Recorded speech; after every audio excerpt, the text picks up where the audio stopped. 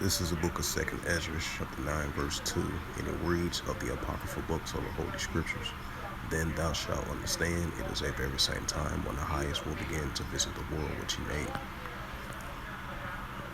This is 2nd Ezra, chapter 9, verse 3, and it reads, "Therefore, when there shall be seen earthquakes and uproars in the people of the world."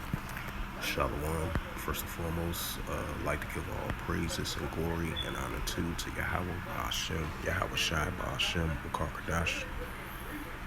Shalom to the elders for preaching the word truthfully and sincerely. And shalom to the Akim scattered through the four corners of the globe, preaching the word truthfully and sincerely as well too. And I say shalom to the Akim out there. And this is a sit-down lesson that I want to bring out of this recent news article from Reuters.com as of September 8th, 2023 at 4:29 a.m. Updated 3 hours ago of Asia Pacific, and it reads, magnitude of a 6.8 earthquake struck south of New Zealand's Kermadec Islands.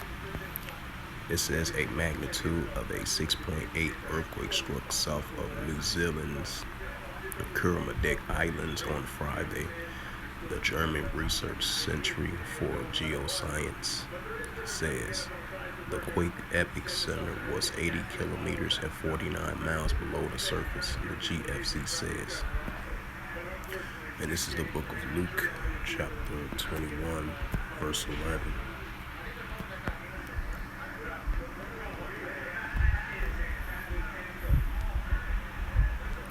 And great earthquakes shall be in diverse places, and famines and pestilence and fearful sights and great signs shall there be from heaven.